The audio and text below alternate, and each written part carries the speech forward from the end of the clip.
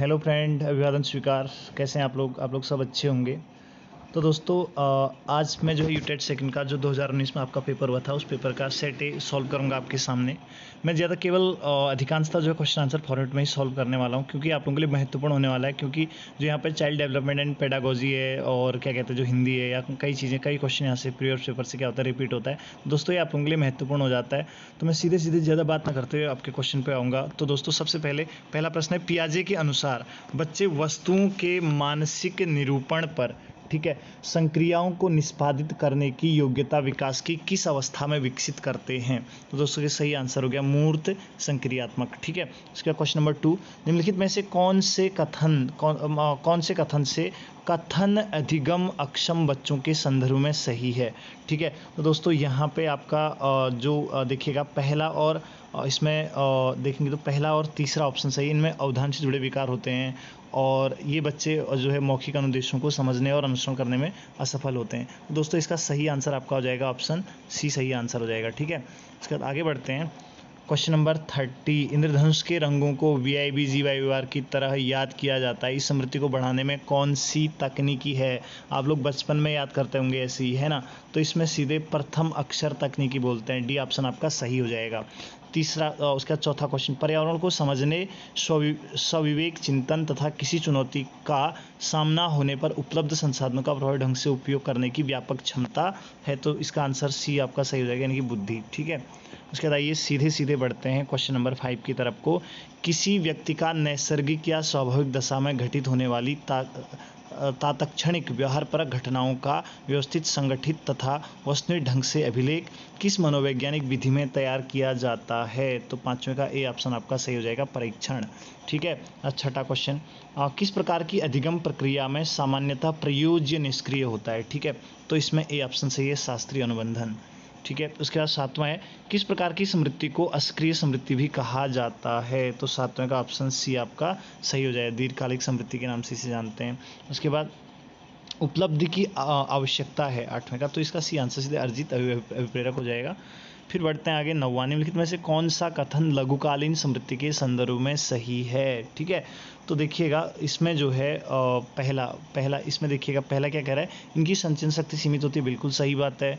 और उसके बाद जो दूसरा इसमें कह रहा है आप लोगों से, कह रहा है कि इसकी संचरण शक्ति असीमित होती है, तो ये बिल्कुल गलत है। तीसरा कह रहा है इसकी अधिगम अवधि 20 से 30 सेकंड होती है। तो दोस्तों इसका सही आंसर डी ऑप्शन आपका सही हो जाएगा, डी ऑप्शन आपका सही है।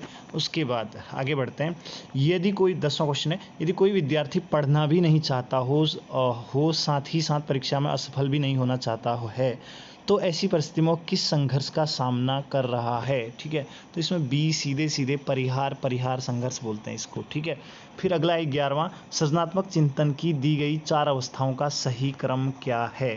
तो इसमें सही क्रम है डी क्रम, आयोजन, उद्भवन, प्रबोधन और प्रमाणीकरण।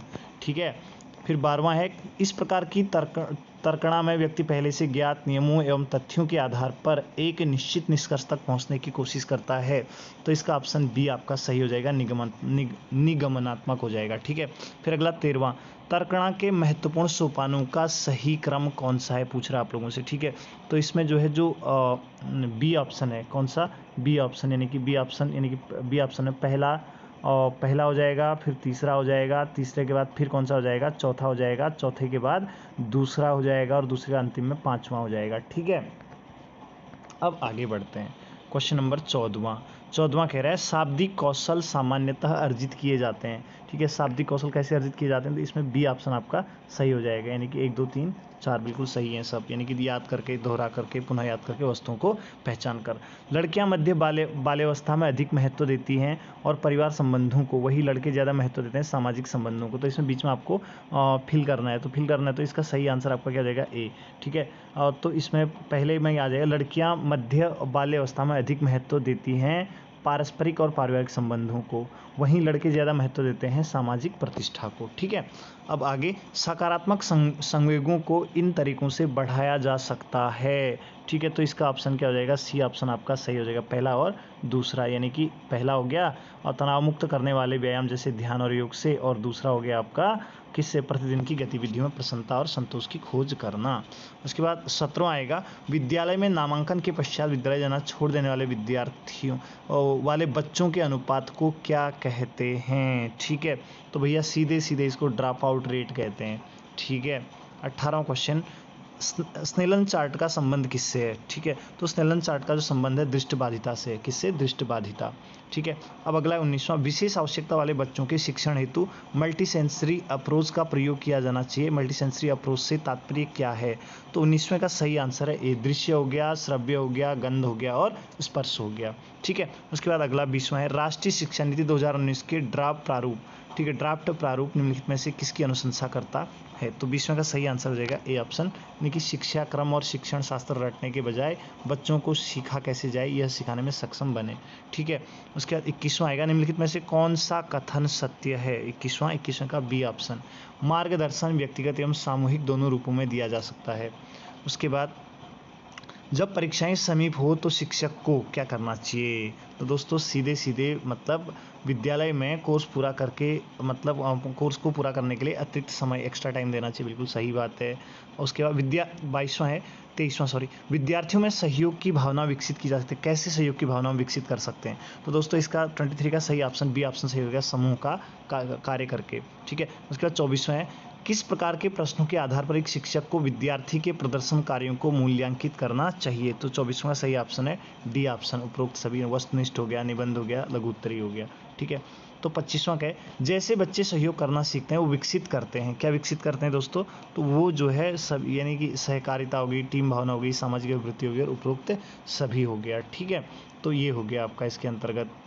सीधे सीधे आगे बढ़ने वाले हम लोग क्वेश्चन नंबर 26 में, जब कोई विद्यार्थी किसी प्रश्न का उत्तर गलत देता है तो शिक्षक को क्या करना चाहिए? ठीक है, तो इसका 26 का सही आंसर है ऑप्शन सी, उत्तर को विद्यार्थियों की सहायता से सही करना चाहिए। ठीक है, अब अगला है 27वां, सीखने के रूप में आकलन सहायता करता है। तो इसमें सीधे सीधे बच्चों के बीच सीखने के लिए सीखने के कौशलों का निर्माण करना। ठीक है, फिर क्वेश्चन नंबर 28, बच्चों की शिक्षण अधिगम और आकलन तकनीकें सम्मिलित करती हैं। 28 का तो ऑप्शन ए आपका, पहला, दूसरा और तीसरा, बच्चों के मतलब तीनों ऑप्शन आपके क्या हैं? सही हैं। ठीक है, उसके बाद 29, पूर्ण रूप से नेत्रहीन बच्चे को ज्यामिति विचारों की व्याख्या की जा सकती है। तो 29 का जो ऑप्शन सही है, ए ऑप्शन सही है, यानी कि मौखिक विवरण और मूर्त अनुभव के द्वारा। ठीक है, तो उसके बाद क्वेश्चन नंबर 30, विशेष आवश्यकता वाले बच्चे का आकलन करते समय शिक्षक को क्या करना चाहिए? शिक्षक को जो है सीखने पर ध्यान केंद्रित करना चाहिए, न कि अंकों पर, उसको सिखाने पर, है ना। अब दोस्तों हम बात करेंगे आगे हिंदी प्रथम, जो भाषा प्रथम है हिंदी, उसकी बात करेंगे क्वेश्चन नंबर 31 की। तो भाषा प्रथम में राष्ट्रीय स्तर पर हिंदी को विकसित करने का निर्देश संविधान के किस अनुच्छेद में है? ठीक है, किस अनुच्छेद में? कॉन्स्टिट्यूशन का भी क्वेश्चन है और आपके हिंदी भाषा का भी क्वेश्चन है। तो दोस्तों इसका आपको सीधे सीधे आप लोग जा सकते हैं, इसका आपका जो ऑप्शन हो जाएगा ऑप्शन डी आपका सही ऑप्शन है, डी ऑप्शन 351 में। ठीक है, उसके बाद आगे बात करते हैं, निम्नांकित में से कौन सा समूह सही है? सही समूह कौन सा है? ठीक है, तो इसका ऑप्शन सही, ये इंशाअल्लाह खां रानी केत की कहानी, ये ऑप्शन आपका सही है, बाकी सब गलत हैं। ठीक है, 33, निम्नांकित में से महाप्राण व्यंजन युग्म कौन सा है? महाप्राण अल्पप्राण, महाप्राण का मतलब होता है जिनकी मतलब जिन व्यंजनों के उच्चारण में क्या होता है? दुगनी ध्वनि, मतलब दुगनी जो है वायु खर्च होती है या प्राणवायु खर्च होती है, तो उसे हम लोग महाप्राण व्यंजन बोलते हैं। तो दोस्तों 33 का सही आंसर क्या हो जाएगा? ऑप्शन सी, यानी कि ख और घ। ठीक है, तो उसके बाद आगे बात करेंगे वाचस्पति शब्द में कौन सा समास है? वाचस्पति शब्द में कौन सा समास है? तो सीधे सीधे 30 अलुक तत्पुरुष समास है इसमें। ठीक है, 35 है, निर्वेद किस रस का स्थायी भाव है? पूछ रहा है 35 का। ठीक है, तो ये जो आपका सीधे सीधे आपका क्या है? बी ऑप्शन आपका शांत हो गया। ठीक है, तो अब हो गया दृग ऊर्जत टूटत कुटुम जुरत चतुर चित प्रीति, इस शब्द में कौन सा अलंकार है? तो दोस्तों इसमें सीधे सीधे इसमें असंगति। ठीक है, अब आगे बढ़ते हैं, निम्नांकित में कौन सा वाक्य कर्मवाच्य है? 37 का, तो 37 का जो ऑप्शन हो जाएगा आप लोगों का बी ऑप्शन। ठीक है, बी ऑप्शन, लता से पत्र नहीं पढ़ा गया, कर्मवाच्य। ठीक है, अब सीधे 37 से 38 की तरफ को बढ़ेंगे। ठीक है, 38 कह रहा है छछुंदर के सिर में चमेली का तेल। ठीक है, छछुंदर के सिर में चमेली का तेल का सही अर्थ है। ठीक है, सही अर्थ है, तो 38 का जो सही ऑप्शन है डी, यानी कि अयोग्य व्यक्ति को अच्छा पद मिलना। अगला कुविंद का समानार्थी शब्द बताइए। कुविंद, कुविंद का समानार्थी शब्द सीधे सीधे जुलाहा हो गया। ठीक है ना, जुलाहा। अब आगे बात करते हैं झंडा गीत, झंडा ऊंचा रहे हमारा के रचनाकार नाम बताइए। बहुत अच्छा क्वेश्चन है दोस्तों, ठीक है। तो 40 का सही आंसर आपका बी, यानी कि कौन, श्यामलाल पार्षद के उपनाम से जाने जाते हैं।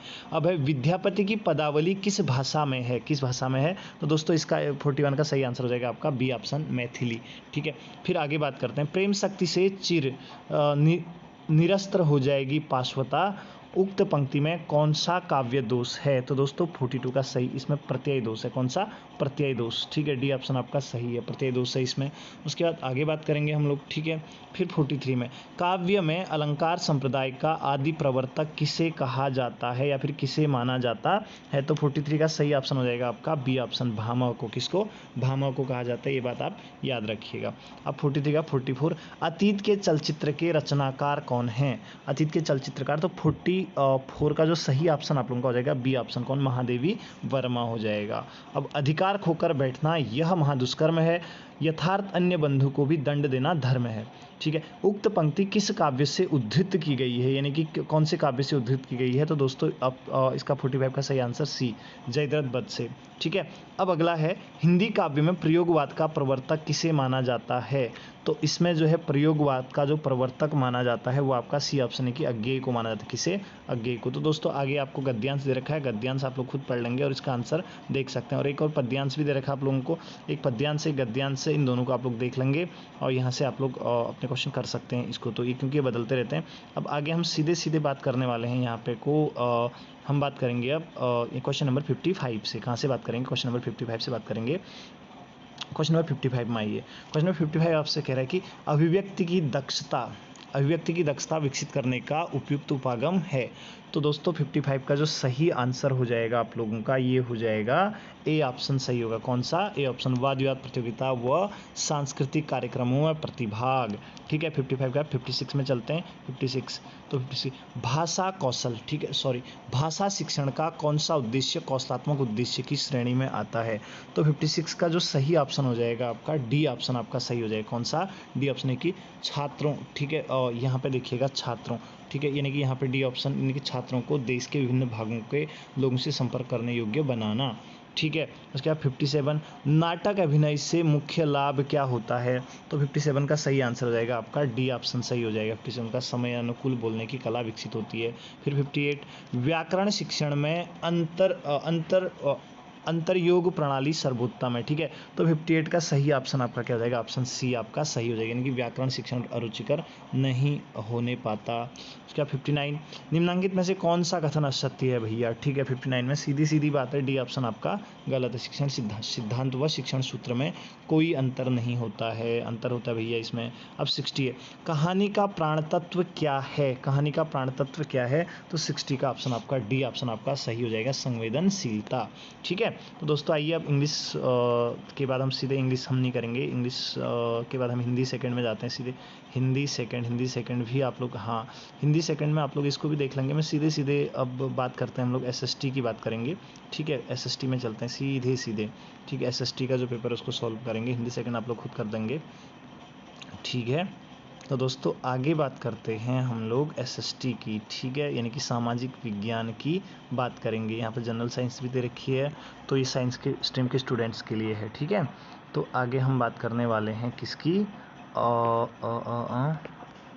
एसएसटी की बातें करने वाले हैं, ठीक है। एसएसटी की बातों में देखिएगा ये एसएसटी आ जाएगा आप लोगों का सीधे इसके बाद ही आएगा, है ना।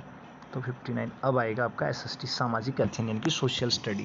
कह रहा भारतीय संविधान का अनुच्छेद 51 क संबंधित है, तो भैया सीधी बात है 51 क किससे संबंधित है, ये आपका मौलिक कर्तव्यों से संबंधित है। तो मौलिक कर्तव्य कहाँ से लिए गए थे, रूस के संविधान से लिए गए थे। अब कह रहा है गुट निरपेक्ष 92 में गुट निरपेक्षता की नीति को भारतीय विदेश नीति के रूप में विकसित किसने किया था, पंडित जवाहरलाल नेहरू के द्वारा किया गया था, आप लोगों को पता होगा, ठीक है। बांडुंग सम्मेलन याद रखिएगा।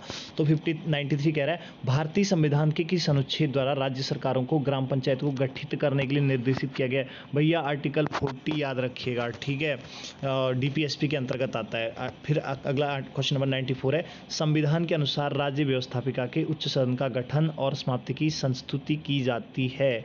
तो 94 का ऑप्शन डी किसके द्वारा? विधानसभा के द्वारा की जाती है। ये बात आप क्या कीजिएगा, याद रखिएगा। फिर 94 का 95 में आइए, राज्य विधानसभा द्वारा पारित विधेयक को विधान परिषद द्वारा अधिकतम कितने समय तक रोका जा सकता है? तो दोस्तों 95 का सीधे सीधे बी ऑप्शन आपका सही हो जाएगा। कौन सा? बी ऑप्शन 95 का, ठीक है ना।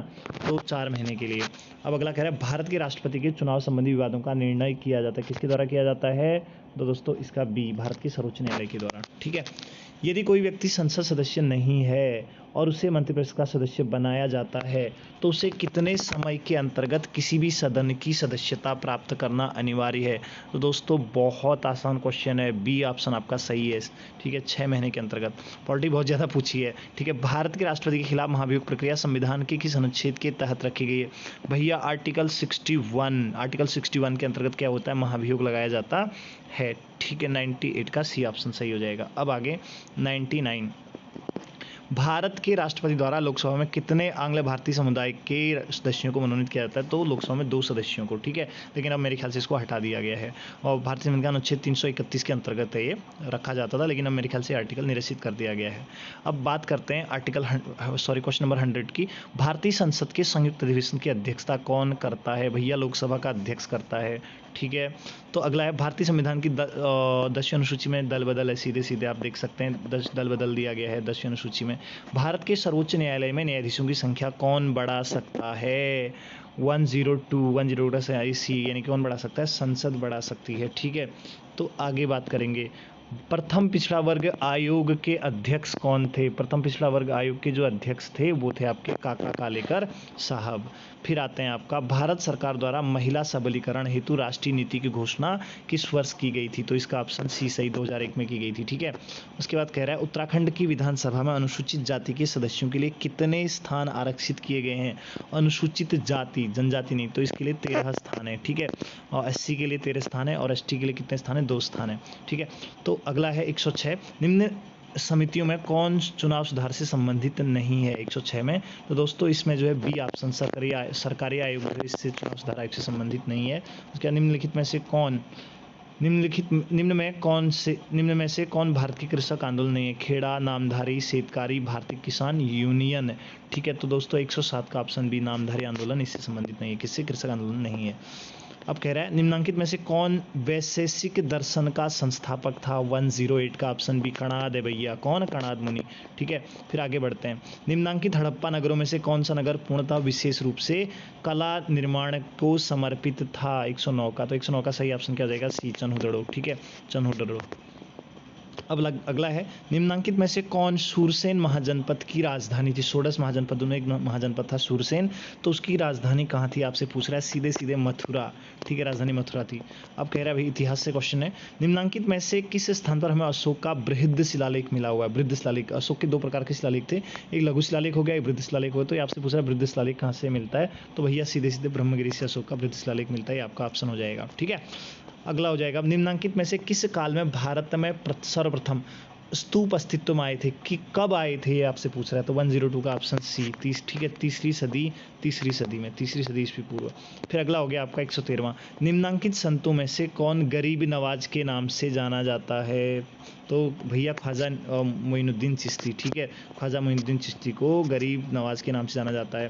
फिर अगला आता है, निम्नांकित में से कौन मुगल काल में प्रचलित पद जिन्स ए कामिल का अर्थ है? कौन मुगल काल में प्रचलित पद क्या कह रहा है? जिन्स ए कामिल का अर्थ क्या होता है कह रहा है? तो 114 में बी ऑप्शन, उत्तम फसल को जिन्स ए कामिल कहा जाता था, ठीक है। तो निम्नांकित में से कौन सल्तनत काल में बंदगान थे? बंदगान, ठीक है, दीवाने बंदगान सुना होगा ना, बंदगान का मतलब दास से तात्पर्य भैया। तो किस प्रकार के दास कह रहा है? तो 115 का जो ऑप्शन हो जाएगा डी ऑप्शन, सैन्य सेवाओं के लिए क्रय किए गए दास, दीवाने बंदगान एक विभाग था इनका। अब कह रहा है अलाउद्दीन खिलजी के शासनकाल में खराज की दर क्या थी, ठीक है। खराज था, खुम्स था और ज़कात वगैरह आप लोगों ने सुना होगा। तो खराज की दर क्या थी आपसे पूछ रहा है, तो 116 का सही आंसर हो जाएगा सी। कितना, उपज का 50% भैया जमा करना होता है राजस्व के रूप में। निम्नांकित में से किसने उत्तर मेरू का किससे उत्तर मेरूर का अभिलेख संबंधित है, तो 117 का सही आंसर हो जाएगा दोस्तों बी ऑप्शन, चोल से संबंधित है, ठीक है। और ये दक्षिण भारत का इतिहास पढ़ लीजिएगा एक बार, क्योंकि उत्तराखंड के एग्जाम में भी यहाँ से क्वेश्चन पूछ रहा है। अगला पूछ रहा है, निम्नांकित में से किस रानी ने अपने अभिलेखों में अपना नाम बदला और स्वयं को पुरुष प्रदर्शित किया था। बहुत शानदार क्वेश्चन है, रुद्रमा देवी, ठीक है। रुद्रमा देवी काकतीय साम्राज्य की थी ये। अब अगला कह रहा है, निम्नांकित में से कौन व्यक्ति है जिसे वीर शैव आंदोलन, जिसने जो है क्या किया, वीर शैव आंदोलन प्रारंभ किया था, तो 119वें का सही आंसर आपका हो जाएगा सी ऑप्शन। कौन सा, सी, यानी कि बसवन्ना इसको बोलते हैं, ठीक है। अब अगला 120वां, निम्नांकित में से कौन जो है 1857 के विद्रोह से संबंधित पुस्तक माझा प्रवास के लेखक हैं, तो दोस्तों सी ऑप्शन इसका, विष्णु भट्ट गोडसे, ठीक है। तो आगे बढ़ते हैं। 121 में कह रहा है, निम्नांकित में से किस वर्ष खुर्दा विद्रोह हुआ था, कौन सा विद्रोह, खुर्दा विद्रोह की बात करता है। 121 का जो है बी ऑप्शन सही, 1817 में हुआ था, ठीक। अब अगला 122, निम्नांकित में से किस वर्ष भारत में प्रथम कपास मिल जो कताई मिल के रूप में स्थापित की गई थी, ठीक है, अस्तित्व में आई थी, तो दोस्तों इसका आंसर हो जाएगा 122वें का सी ऑप्शन, 1854 में रिसरा पश्चिम बंगाल में है, ठीक है। निम्नांकित में से किसने स्त्री पुरुष तुलना पुस्तक प्रकाशित की थी, किसने की थी, तो इसका आंसर क्या हो जाएगा, ए ऑप्शन, ताराबाई शिंदे के द्वारा की गई थी, ठीक। अब अगला पूछा, निम्नांकित में से किसने आत्मसम्मान आंदोलन की स्थापना की थी, आत्मसम्मान आंदोलन, तो दोस्तों इसका जो 124 का सही आंसर हो जाएगा ये आपका डी ऑप्शन सही, पेरियार, ठीक है, पेरियार के द्वारा। पेरियार से एक नदी भी है। अगला पूछ रहा है, पोर्ट ब्लेयर निम्नलिखित में से किस द्वीप पर स्थित है, भैया पोर्ट ब्लेयर पूछ रहा है, अंडमान निकोबार की राजधानी है, ठीक है, पोर्ट ब्लेयर। तो पोर्ट ब्लेयर किस द्वीप में अवस्थित है, तो 125वें का सही आंसर हो जाएगा ए ऑप्शन, कौन सा, ए ऑप्शन, यानी कि उत्तरी अंडमान में है, ठीक है। तो दोस्तों इसका 126 में पाएंगे, किसी स्थान का स्थानीय समय 6 प्रातः सुबह 6 बजे, जबकि उसी स्थान पर का जो है ग्रीनविच मेन टाइम GMT प्रातः कितने, 3 प्रातः 3 बजे, तो भैया 3 घंटे का अंतर है उस, मतलब 6 बजे प्रातः के, GMT में कितना कह रहा है 3 बजे, प्रातः के 3 बजे, तो भैया निश्चित रूप से क्या होगा, पूर्वी देशांतर में होगा, तो पूर्वी देशांतर का मतलब 3 घंटे का अंतर है, तो 36 18 180 मिनट, तो 180 मिनट। अब तो दो देशांतर के मध्य जो है कितना होता है, और 4 मिनट की दूरी होती है, तो 180 को क्या करेंगे, 180 को 4 से डिवाइड कर देंगे, तो 4 3 12, ठीक है, हाँ, तो ऐसे बन जाएगा आपका क्वेश्चन, ये बनेगा, ये पूर्वी देशांतर, निश्चित रूप से पूर्वी देशांतर में है, और क्योंकि ये कह रहा है 6 घंटे 3 घंटे आगे चल रहा है, प्रातः के 3 बज रहे हैं, तो 6 में से यानी कि 180 180 और 180 हो जाएगा, ठीक है ना, 180 हो जाएगा, 180 को डिवाइड बाई कितने से, डिवाइड बाई 4 कर देंगे आप लोग, डिवाइड बाई 4 180 को करेंगे तो क्या होगा, कितना आएगा, मान के चलिएगा 45 गुना 90 4 45 डिग्री पूर्वी देशांतर, यानी कि इसका 126 का ए ऑप्शन सही होगा, कौन सा, ए ऑप्शन आपका सही होगा, ठीक है। अब कह रहा है, निम्नलिखित भारतीय नदियों में से कौन सी नदी ज्वारन्मुख एस्चुरी का निर्माण करती है, समझ रहे हैं, तो 127 का तापी नदी होगी, ठीक है। अब कह रहा है, निम्न में से कौन सा पर्वत शिखर भारत में स्थित नहीं है, भारत में स्थित नहीं है, तो भैया हाँ सीधे आप चले जाइएगा, भारत में इसका जो ऑप्शन आएगा 128 का वो हो जाएगा आपका डी ऑप्शन, अन्नपूर्णा नहीं है भारत में, ठीक है, नेपाल में मेरे ख्याल से। तो निम्न में से कौन निम्नलिखित सम्मिलित नहीं है, इस्पात संयंत्र दे रखे, एक तरफ सहयोगी देश दे रखे, तो 129 का जो है डी ऑप्शन सही नहीं, बोकारो स्टील प्लांट जो है जापान की सहायता से नहीं लगाया गया था। तो दोस्तों ऑप्शन में दीजिए किसकी सहायता से लगाया गया था, आप जो है नीचे कमेंट सेशन में लिखिएगा। अगला, क्षेत्रफल के आधार पर निम्नलिखित में से उत्तराखंड राज्य का सबसे बड़ा राष्ट्रीय उद्यान कौन सा है, क्षेत्रफल की दृष्टि से। दोस्तों बहुत अच्छा क्वेश्चन है, लड्डू की तरह क्वेश्चन है, ठीक है ना, लड्डू की तरह क्वेश्चन है। 130 का सही है गंगोत्री राष्ट्रीय उद्यान। तो दोस्तों आप कमेंट सेशन में लिखिएगा गंगोत्री राष्ट्रीय उद्यान की स्थापना किस वर्ष होती है, ठीक है। अब अगला आता है आपका 131, निम्नलिखित में से कौन सा कथन बहुउद्देशीय नदी परियोजनाओं के पक्ष में दिया गया तर्क नहीं है, तो 131 का सी ऑप्शन सही, कौन सा, सी ऑप्शन आपका सही हो जाएगा, ठीक है, सी ऑप्शन आपका सही हो जाएगा। अब फिर आगे बात करते हैं 132, निम्नलिखित में से कौन भारतीय राज्य 3 ओर से अंतर्राष्ट्रीय सीमा से घिरा हुआ है, बहुत अच्छा क्वेश्चन है दोस्तों, ए त्रिपुरा, ठीक है, त्रिपुरा घिरा हुआ है, ठीक है, ध्यान रखिएगा। अब आगे बात करते हैं, करेवा भू आकृति हिमालय के किस भाग में पाई जाती है, तो दोस्तों दोस्तों सीधे सीधे 133 का ऑप्शन है डी, कश्मीर हिमालय में पाई जाती है। इसमें केसर की खेती बहुत अच्छी होती है। ठीक है, तो भारत में हाथी के संरक्षण एवं आवास बचाव के लिए प्रोजेक्ट एलिफेंट प्रारंभ किया गया था, किस वर्ष प्रारंभ किया गया? तो 134 का भी 1992 में किया गया था। ठीक है, 1992 आपका सही आंसर हो जाएगा। फिर आगे बढ़ेंगे, पार साइबेरियन, ठीक है, ट्रांस साइबेरियन रेल मार्ग के संदर्भ में निम्न में से कौन सा कथन सही नहीं है? ठीक है, तो दोस्तों 135 का सही आंसर डी ऑप्शन सही हो जाएगा, यानी कि वैंकूवर इस मार्ग पर पड़ने वाला एक महत्वपूर्ण नगर, जबकि वैंकूवर कहाँ पड़ता है? वैंकूवर जो कनाडा में पड़ता है। ठीक है, ध्यान रखिएगा। अगला 136, निम्नलिखित दक्षिण अमेरिकी राष्ट्रों में से कौन सा एक ओपेक का सदस्य है? ओपेक, ठीक है, एक तेल निर्यातक देशों का एक संगठन है, ओपेक कहते हैं इसको। तो 136 का जो सही ऑप्शन हो जाएगा सी ऑप्शन, वेनेजुएला। ठीक है, वेनेजुएला है। ठीक है, दक्षिण अमेरिका में है ये। अब अगला है 137, निम्नलिखित में से किस विद्वान ने सर्वप्रथम भूगोल शब्द टर्म का प्रयोग किया गया था? तो भैया इसका ऑप्शन सी इरेटोस्थनीज के द्वारा किया गया था। ठीक है ना, क्लास में मैंने पढ़ाई उनसे बहुत सारे क्वेश्चन फंसे हुए इसमें। 138, पृथ्वी के सूर्य के सबसे निकट स्थित उपसौर कहा जाता है। उपसौर कहा जाता है, इस स्थिति को कहते हैं, मतलब ये स्थिति कब होती है? उपसौर और अपसौर पढ़ाई हम आप लोगों को। तो दोस्तों 138 का सही ऑप्शन क्या हो जाएगा? उपसौर की स्थिति ए, 3 जनवरी को। ठीक है, 3 जनवरी को उपसौर हो जाएगा। ठीक है, सबसे निकट आता है और सबसे दूर 4 जुलाई को जाता है, अपसौर कहते हैं उसको। अब अगला 139, निम्न में से कौन ठंडी समुद्री जलधारा नहीं है? देखो भैया, जियोग्राफी का क्वेश्चन है, तो 139 का बी ऑप्शन सही है। ठीक है, क्यूरोसियो एक प्रकार की गर्म जलधारा है। गंगा नदी की निम्न सहायक नदियों का पूर्व से पश्चिम की ओर अनुक्रम होगा। ठीक है, गंगा नदी। तो दोस्तों 140 का सही ऑप्शन हो जाएगा आपका, जो सही ऑप्शन है पहला आ जाएगा, तीसरा पूर्व से, कौन सा क्रम कह रहा है कि पूर्व से पश्चिम की ओर, तो पहला आ जाएगा कोसी आ जाएगा, तीसरा आ जाएगा, उसके बाद दूसरा आ जाएगा, उसके बाद फिर उसके बाद जो है पहला आ जाएगा, और उसके बाद लास्ट में क्या आएगा? लास्ट में आपका चौथा गोमती आ जाएगा। तो आपका ऑप्शन सी सही हो गया। ठीक है, उसके बाद आता है 141, भैया परमाणु आयोग, भारत में परमाणु ऊर्जा आयोग की स्थापना किस वर्ष हुई थी? तो 141 का सही आंसर हो जाएगा ए, 1948 में। होमी भाभा जहांगीर का नाम आप लोगों ने सुना होगा। ठीक है, तो भैया आगे बात करते हैं, बार्क की स्थापना भी की गई थी। अब देखिए 142, निम्नलिखित में से कौन सामाजिक अध्ययन के पाठ्यक्रम के निर्माण का आधार नहीं है? ठीक है, तो 142 का सही आंसर डी, धार्मिक आधार नहीं है बिल्कुल भी। ठीक है, तो 143, सामाजिक अध्ययन पाठ्यक्रम का यह उपागम ज्ञात से अज्ञात, पास से दूर, सामान्य से जटिल के शिक्षण सूत्र का आधारित है। ठीक है, तो 143 का सही ऑप्शन हो जाएगा आप लोगों का बी ऑप्शन, कौन सा? बी ऑप्शन, की विषय आधारित उपागम।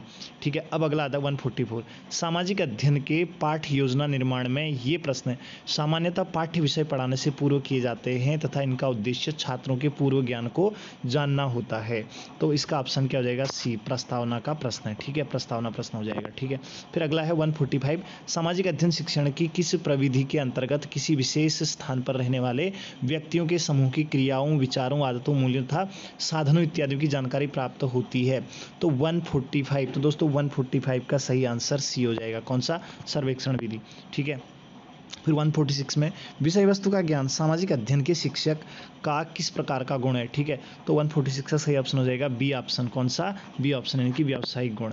ठीक है, अब आगे बात करेंगे 147, सामाजिक अध्ययन के शिक्षण हेतु निम्न में से कौन सा प्रक्षेपी शिक्षण साधन है? ठीक है, तो 147 का सही आंसर ए ऑप्शन सही हो जाएगा, इसे बोलते हैं एपीडियास्कोप।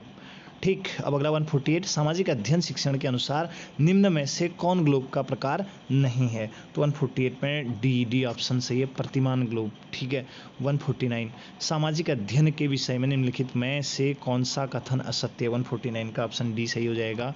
ठीक है, मुख्यतः सैद्धांतिक पक्ष से संबंधित है। फिर आएगा आपका 150, निम्नलिखित में से कौन सा सामाजिक अध्ययन के अंतर्विषय उपागम का गुण नहीं है? तो 150 का ऑप्शन डी सही हो जाएगा, बच्चे विषय विशेष में विशेष योग्यता अर्जित करते हैं। तो दोस्तों पूरा इसको देखने के लिए आप सभी लोगों का बहुत बहुत धन्यवाद। एक बार देखिएगा, अच्छे से पढ़िएगा, और अपेक्षा रखता हूं कि आप अच्छे से मेहनत कर रहे होंगे। तो इस वीडियो को देखने के लिए आप सभी लोगों का बहुत बहुत धन्यवाद।